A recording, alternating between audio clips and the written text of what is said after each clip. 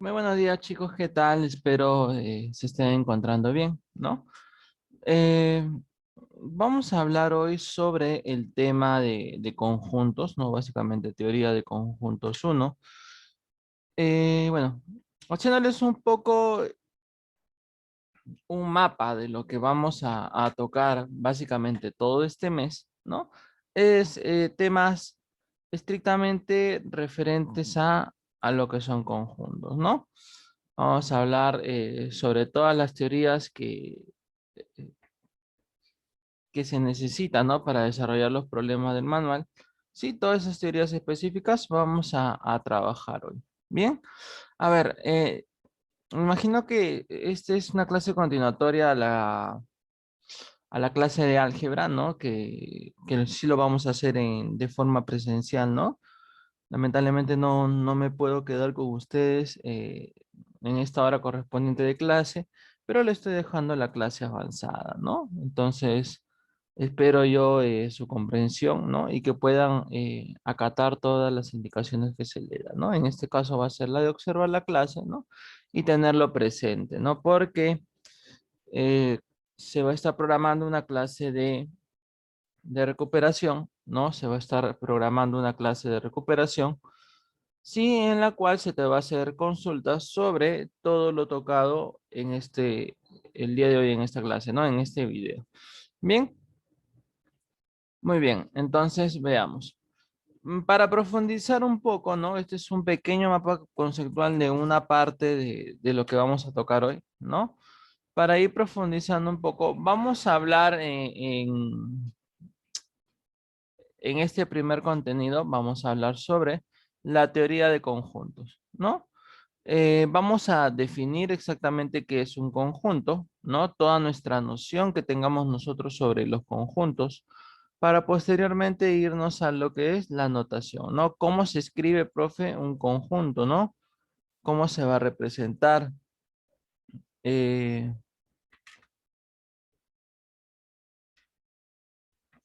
¿Cómo se va a ir representando, ¿no? Toda esa referencia de la noción de un conjunto.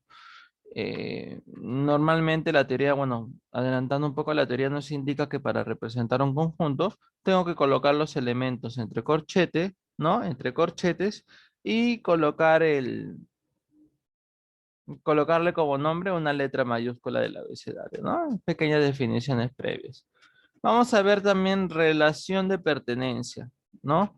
¿Cómo indicar, ¿no? ¿Cómo indicamos nosotros que un elemento pertenece a un conjunto? ¿No? Eso es básicamente un punto bastante interesante que tenemos que ver. El otro, ¿no? Número de elementos o número cardinal, ¿no? Que es otra definición que se le da, ¿no? Cómo realizar correctamente un conteo de elementos dentro de un conjunto. Tiene ciertas variaciones que hay que tener muy en cuenta.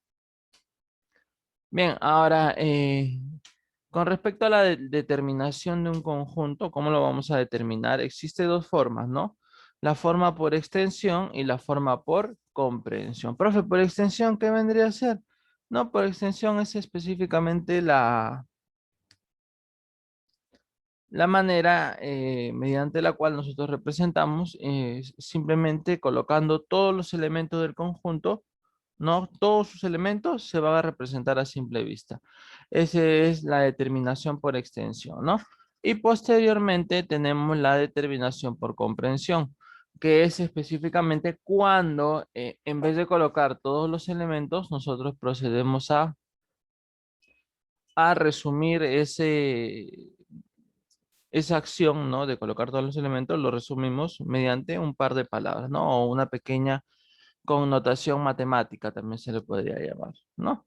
Y luego nos vamos a la parte de relación entre conjuntos, ¿no? Vamos a hablar un poquito de qué son los conjuntos, ¿no? Y esto viene bastante de la mano con la definición de inclusión, ¿no? Esta definición básicamente nos hace entrar en el campo de los subconjuntos, ¿no? Que se va a dar una explicación también detallada como para que vayas entendiendo. Sí, y luego vemos dos casos más, que es el de la igualdad de conjuntos y de conjuntos disjuntos, ¿no? Todas esas definiciones vamos a verlo el día de hoy, ¿no? Vamos avanzando. Bien. Vayamos primero con lo que es la teoría de conjuntos, ¿no? ¿Qué vendría a ser un conjunto? Normalmente tendría que estarte preguntando, ¿qué crees tú que es un conjunto? ¿No? La definición exacta, ¿no? La definición exacta puede ser de repente demasiado uso de palabras técnicas, ¿no? Yo recomiendo siempre que se utilice, ¿no? La forma más sencilla. ¿Qué vendría a ser, profe, un conjunto? Es la agrupación de cualquier tipo de elementos, ¿no? Y al momento de agrupar tenemos que darle un nombre, ¿no? Como que yo te, bueno, como lo que yo te mencionaba, se le tiene que dar letras mayúsculas, ¿no? Básicamente, esa es la forma de definir un conjunto. Bien, ahora tenemos varios ejemplos acá, ¿ve? ¿No? Los conjuntos pueden ser números, pueden ser cualquier tipo de figura, o sea, a veces puede ser los mismos enunciados, ¿no? Cualquier tipo. Y mira cómo se hace, ¿ve? Llaves, se coloca llaves y se colocan los elementos separados de puntos o puntos y comas, ¿no? Esa vendría a ser la forma de colocar, ¿no? Y para nombrarlos, para darle un nombre específico, se le coloca una letra mayúscula. Bien, eso sería, bueno, lo referente a la teoría de conjuntos. Acá tenemos más ejemplos, ¿no? Mira, pueden ser letras, números, nombres, apellidos, puede ser lo que sea, ¿no? Puede ser lo que sea. Mientras tú lo agrupes y le des un nombre generalizado, estamos hablando de conjuntos. Entonces, ya has visto la forma en la cual se representa, cómo se define un conjunto. No, vayamos entonces a lo que es la relación de pertenencia. ¿Cuándo indicar que un elemento pertenece a un conjunto? Cuando simplemente dicho elemento se encuentra en el conjunto, ¿no? Eso es lo que, bueno, tienes que saber. Por ejemplo, acá yo digo que el 3 pertenece a A porque efectivamente el 3 está dentro del conjunto A, ¿no? Tal y cual, así como lo ves, esa es la forma de utilizar la simbología de pertenencia.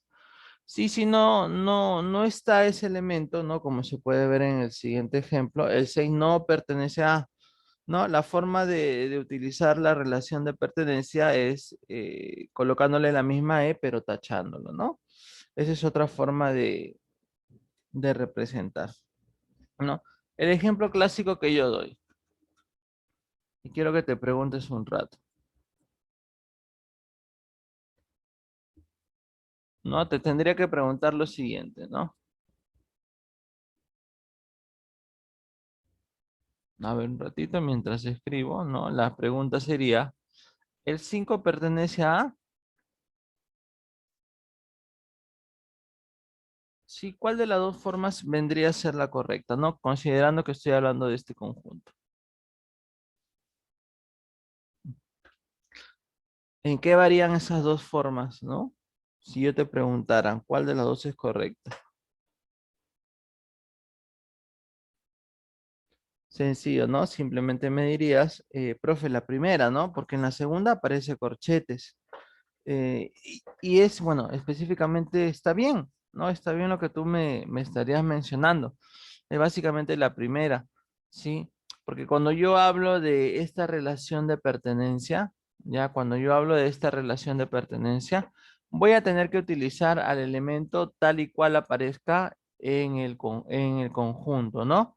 Ahora, acá, profe, no está teniendo lo que es un corchete, ¿no? Entonces, como acá no aparece con corchetes, entonces no lo debo de considerar, ¿no? Entonces, esto sería falso. ¿Ya? Entonces te repito, a ver, te vuelvo a repetir. Si para lo que es la relación de pertenencia, ¿no? Cuando se haga la afirmación de pertenencia, el elemento tiene que estar tal y cual aparece en el conjunto. Por ejemplo, a ver, por ejemplo, si yo tengo mi conjunto B,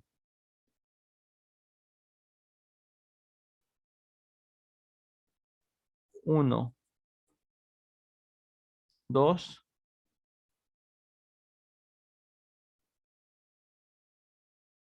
3 punto y coma.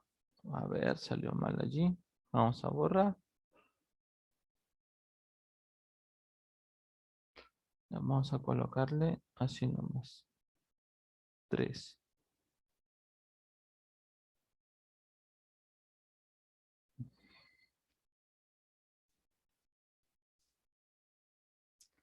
No, vamos a colocar de esa manera, ¿no? El 3. Bien, entonces, chicos, va a ir así de esa forma, ¿no?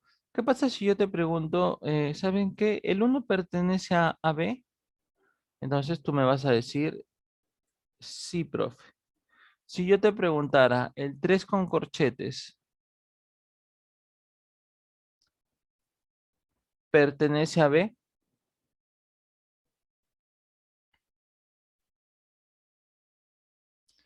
¿El 3 con corchetes pertenece a B? ¿Qué me dirías tú? Por ahí me dirías de repente, no, profe, no pertenece.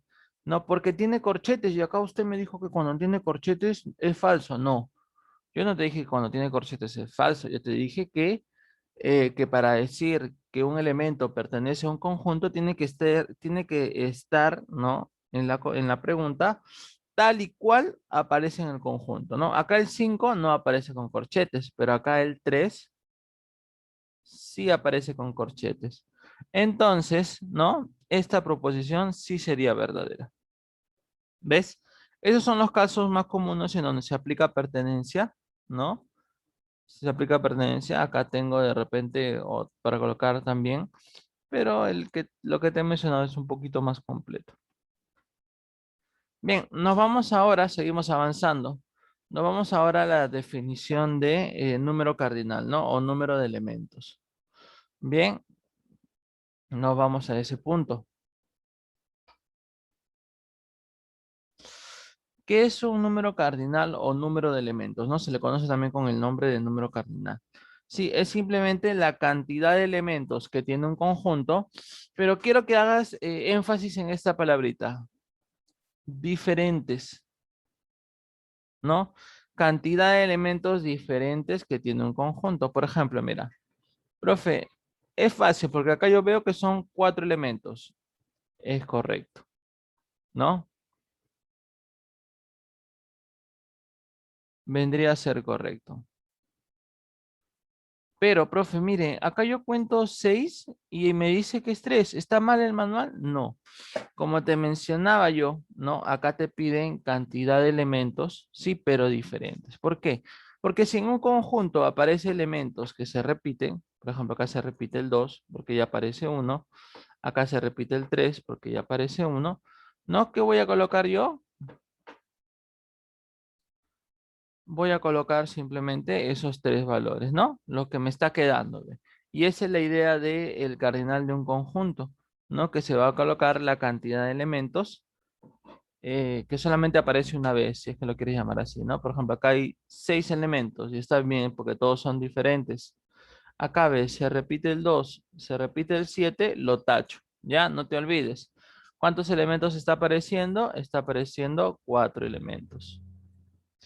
Acá, profe, mire, se repite varias veces el 4, entonces dejo uno y los demás lo tacho. No debería colocarlo, ¿no? Y menciono que solamente hay un elemento, ¿no? Puedes tú corregir cuando te viene así y volver a escribirlo y decir así, ¿no? Que solamente hay un elemento. Ya está, ¿ves? A ver acá, ve, mira. El 12 se repite, el 2 se repite, el 2 se repite, el 12 se repite. ¿Cuántos elementos hay? 3, ¿no? Bien, entonces yo tengo justamente eso allí, ¿ve? ¿No? Justamente estoy colocando acá ejemplos más, ¿no? Mediante gráficas. Es otra manera de representar a los conjuntos, ¿no? En la parte superior que hemos visto de número cardinal, espero haya quedado claro, ¿sí? Vuelvo a repetir. Cuando queremos encontrar la cantidad de elementos, simplemente basta con tachar los que se está repitiendo, ¿no? Y si gusto lo puedo volver a escribir. Ahora, te mencionaba yo que también se puede representar mediante gráficas. Esto tiene un nombre especial, ¿no? Se le llama el diagrama de Ben Euler. Bien, ese es el nombre especial que se le da, ¿no? Diagrama de Venn-Euler.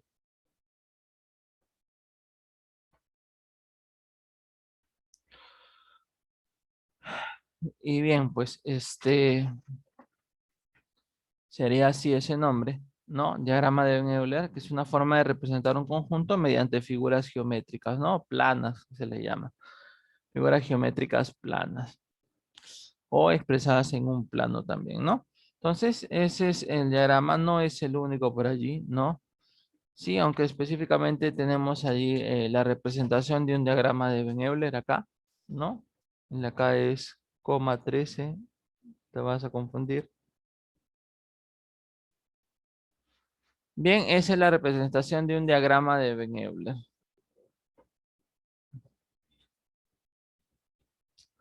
Ya, y lo especial que tienes que saber es que cuando vas a dibujar un diagrama de Venn-Euler, tienes que colocar todos los elementos, ¿no? Dentro del conjunto y se le va a colocar puntitos específicamente, ¿no? Siempre puntito en la parte inferior izquierda para indicar que son elementos, ¿no?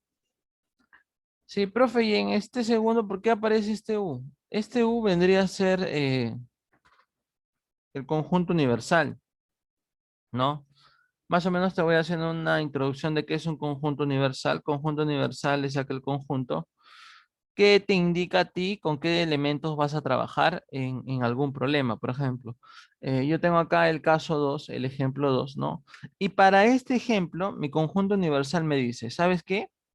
Como yo soy el universo con el cual tú vas a poder trabajar, solamente vas a utilizar a los números del 1 al 10, ¿no?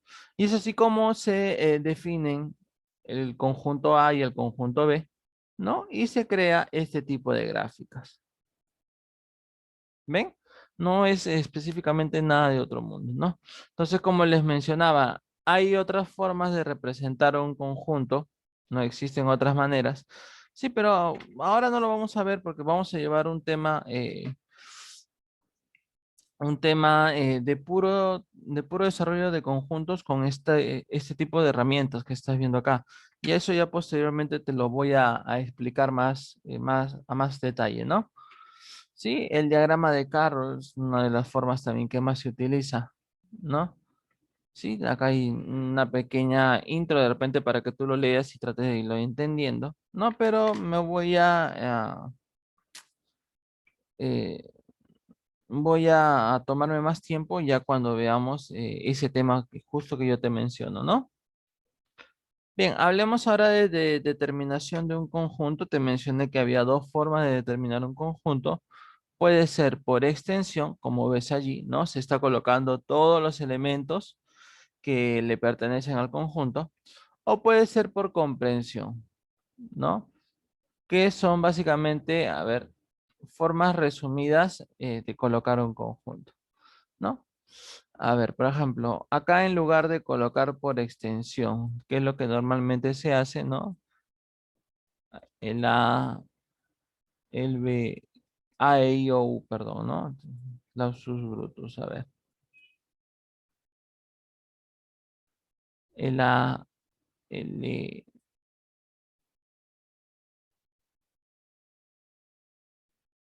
No, en vez de colocar de esta manera, que es por extensión, se utiliza así por comprensión, ¿no? Acá me dice, ve números impares menores a 8. Se supone que se va a trabajar en los naturales, ¿no? Entonces sería el 1, el 3, el 5, el 7. ¿Ves? Sería esa la forma, ¿no? En vez de colocar los números, coloco un enunciado. O acá, ven, mira. Cuando tengo este tipo de expresión, ¿no? Ya más o menos debes de recordar cómo se desarrolla. Primero calculo los valores de x, que en este caso es del 1 hasta el 100. Sí, pero este no va a ser tu conjunto C. Tu conjunto C va a tener esta forma, ¿no? Serían los elementos de X, pero elevado al cuadrado. 1, 4, 9, 25, 36, 49, 64, 81, 1000 y así avanzando, ¿no? Entonces, esa es la forma mediante la cual se desarrolla ese tipo de problemas, ¿no? ¿Cómo se lee? X al cuadrado es tal que las X van a pertenecer a los números naturales y las X van a ir desde 1 hasta 1000, ¿no? De esa manera se lee. Tenemos más casos acá de cómo podemos utilizarlo, pero ya lo vamos a ver con los problemas, ¿no? Y esa es la forma por comprensión, ¿no? No hay nada de otro mundo, creo yo, no está bastante sencillo. Bien, ahora hagamos un poco de referencia de lo que es la inclusión, ¿no? Hagamos un poco de referencia a eso, ¿no? Cuando yo digo que, bueno, un elemento está incluido en otro. Sencillo, cuando yo saco el elemento es 5, pero en este caso le voy a agregar corchetes. Ya, de esa manera yo digo que un elemento está incluido en otro. Cuando agarro el elemento y le agrego corchetes. ¿Por qué? Porque a diferencia de lo que es, bueno, el símbolo de pertenencia, la inclusión lee un poco más lo que son los subconjuntos, ¿no? Que te lo voy a explicar en la otra diapositiva, ¿no? Eso es lo que lee, bueno, eso es lo que lee específicamente la inclusión, ¿no? Te habla estrictamente de conjuntos. Ahora, lo bueno de la inclusión es que, bueno, no solamente se puede trabajar con un solo valor, sino también se puede hacer mezclas, ¿no? Por ejemplo, estos dos casos son verdaderos. Puedo utilizar a un solo elemento o si quiero puedo hacer mezclas. Profe, si quiero mencionar que no está incluido, simplemente coloco la C media estirada y le coloco una línea, ¿no? Diciendo que no está incluido. Por ejemplo, acá el 4 no pertenece como elemento. Entonces 4 con corchete no estaría incluido en A. Acá el 1,2, profe, falta el 2 para hacer la mezcla. Entonces digo que no está incluido. Bien, esos son los puntos de inclusión que tienes que tener en cuenta. Acuérdate, te lo vuelvo a repetir, cuando quieras trabajar con inclusión, siempre se le va a tener que agregar corchetes, ¿no? Bien, chicos, entonces eso vendría a ser, vamos a ver la siguiente diapositiva. Espero que se haya quedado hasta acá claro, ¿no?